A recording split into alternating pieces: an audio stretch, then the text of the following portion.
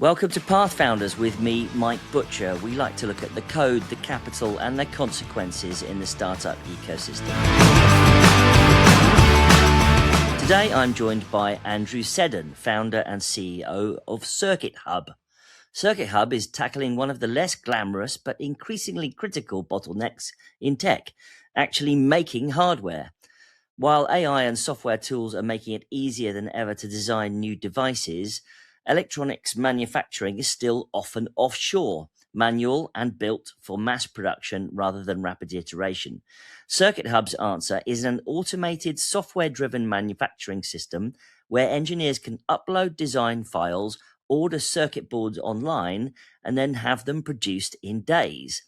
With research and development roots in Cambridge in the UK, production in Massachusetts, over 2 million boards delivered, and plans to expand factories across the US and Europe. The company sits right at the intersection of hardware, AI, supply chain resilience, and Western reindustrialization. Andrew, thanks for joining Pathfounders. Pleasure to be here, Mike. So, do you want to give us a simple version? What is CircuitHub and what's the problem you're solving for hardware teams?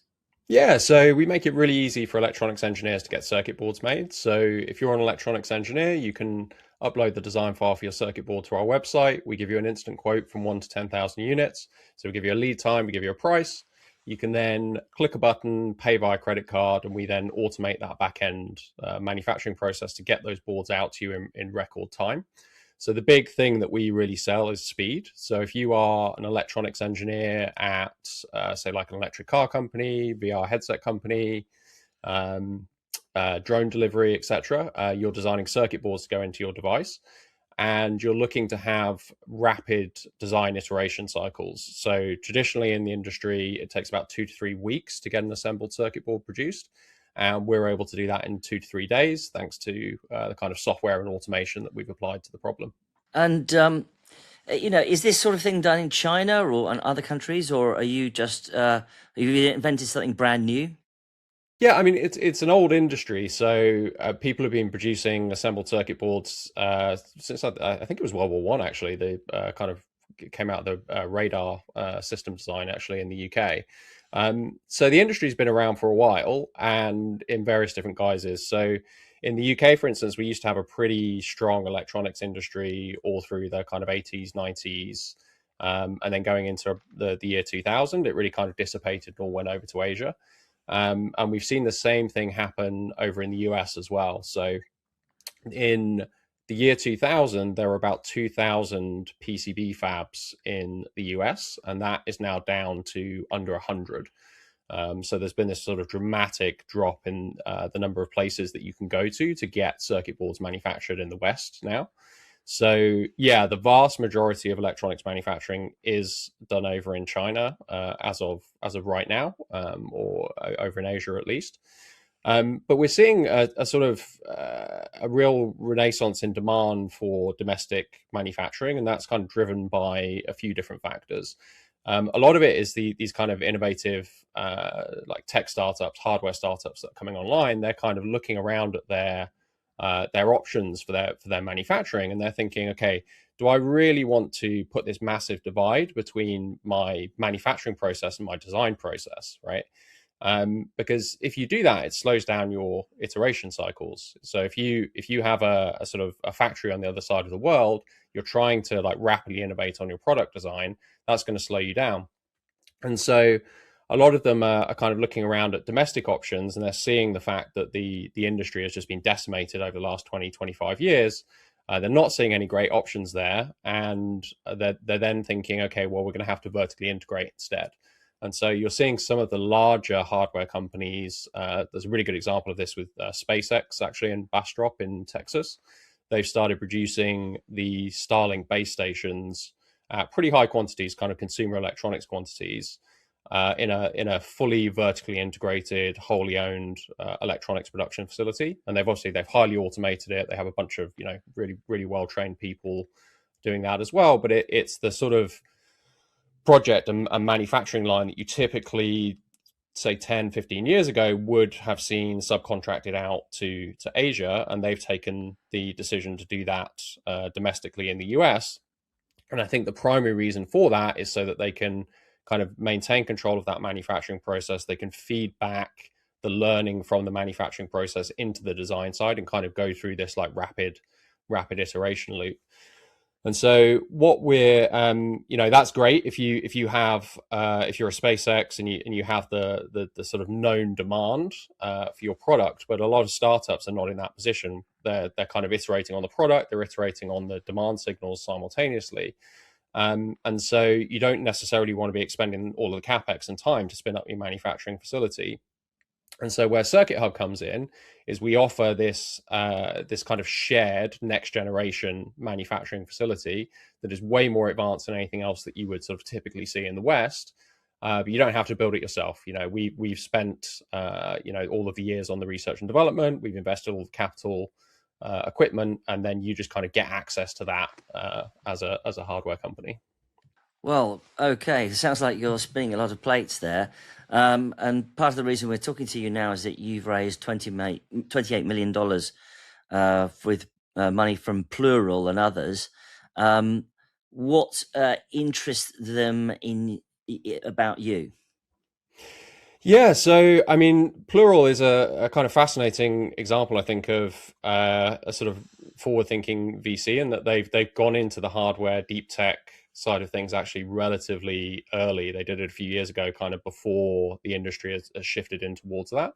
And so they have a pretty wide portfolio now of existing hardware companies that are all kind of consumers of manufacturing services, right? And so a very good way to invest as a VC is you look around at what are your portfolio companies using as products, and you're looking to build an ecosystem there, right? Like so your sort of next generation hardware company, if they're consuming a manufacturing service, okay, there's probably something interesting about that. I think that's what they saw in CircuitHub, is the fact that we're serving these next generation hardware companies.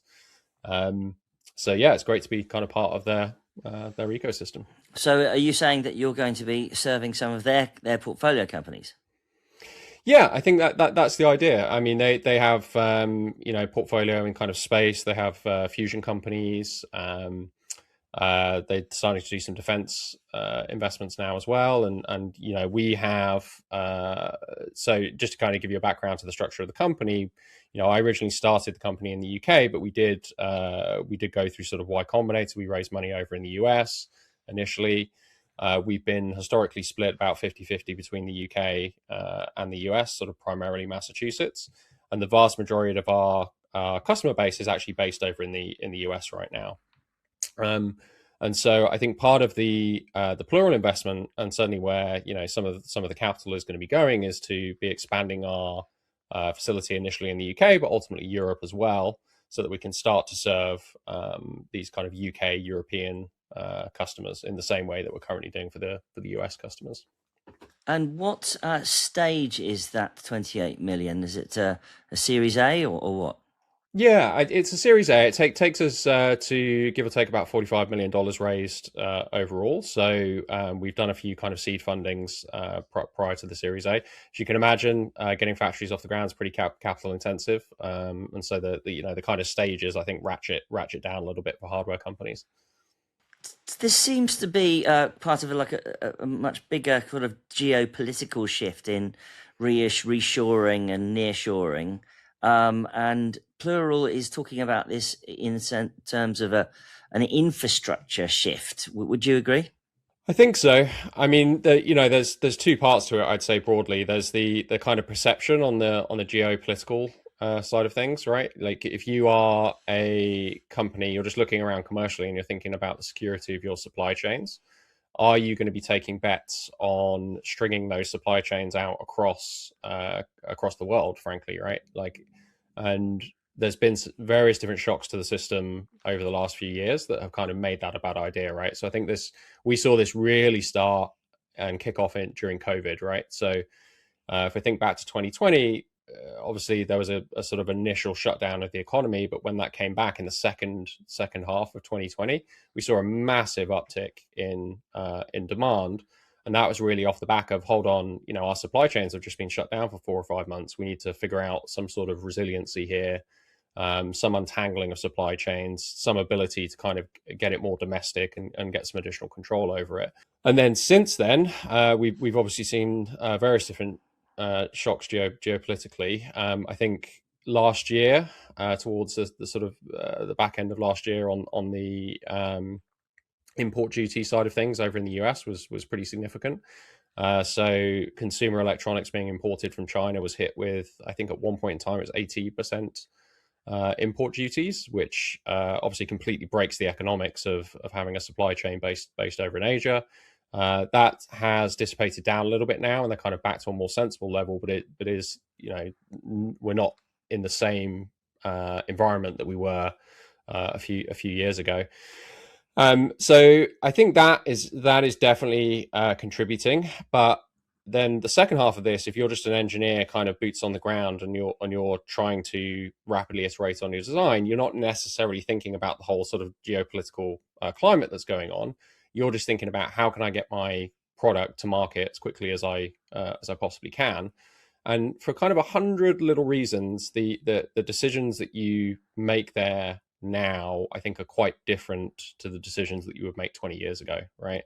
Like you're looking at all of the different points of friction of, do I offshore, do I build onshore?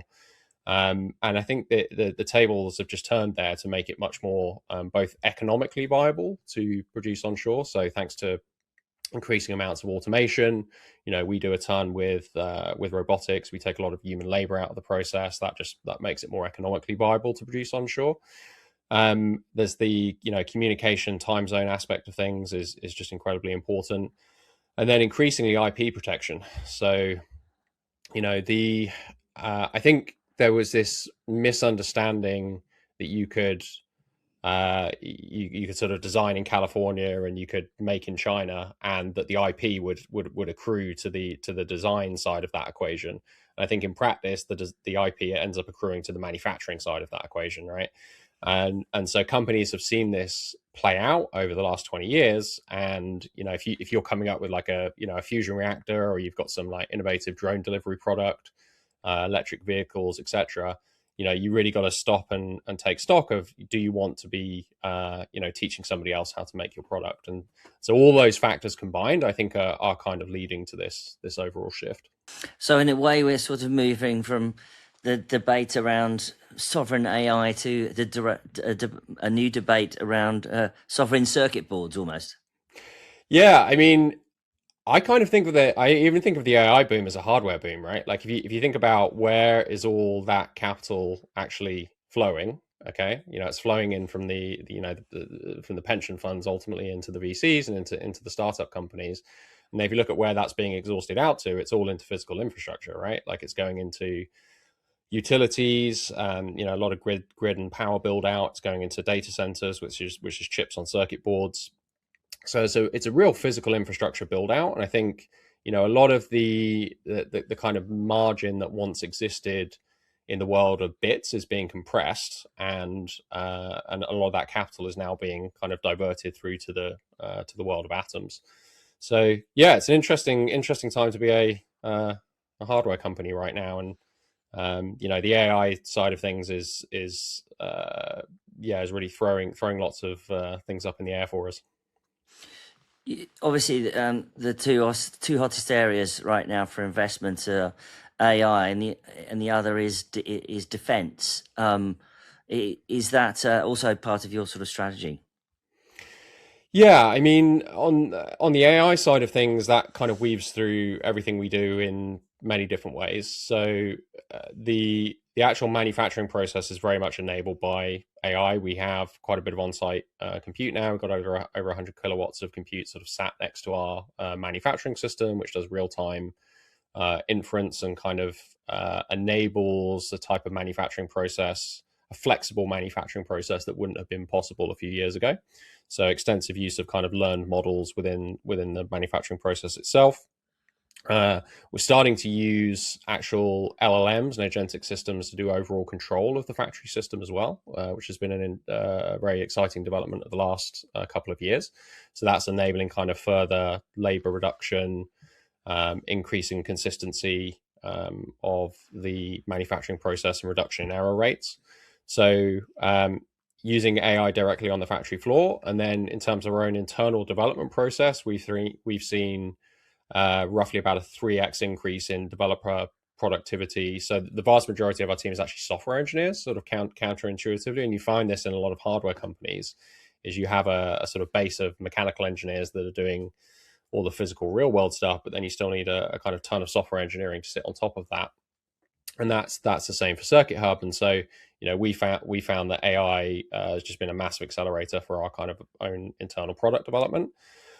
And then in terms of our customers, I think AI is just going into all different physical real world systems, right?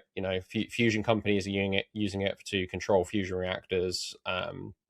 Drone delivery is becoming like actually feasible and works now as a result of kind of AI systems. And those deployed systems are typically, they're going to be a chip, maybe an NVIDIA chip, an AMD chip that's mounted onto a circuit board that's fitting into some other sort of plastic or metal product. And so that's something that we can get involved in. And that general robotics boom has been sort of really beneficial for us in terms of kind of a growing customer base and the types of customers that we really want, that are kind of forward thinking customers. So that's on the kind of AI side of things. It's been a real boom for us. On the defense side, we have traditionally been sort of, I would say, non-defense focused, and the reason for that is over in the US, the only remaining electronic supply chain is defense. So pretty much all non-defense work went to Asia, and then the remaining supply chain is kind of defense based. And so we, as a first step for our offering, we wanted to make sure that we offered something that didn't previously exist. Now that we've been able to do that, I think we are looking around at some of these kind of more modern defense companies. We do count some of them as customers already for sort of non-critical technologies, ground technologies and such right now.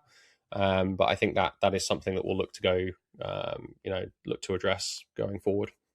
Well, it's clearly a big vote of confidence by Plural, putting 28 million into you. But thanks very much for joining Pathfounders and Andrew Seddon, founder and CEO of CircuitHub. Thanks, Mike. Much appreciated.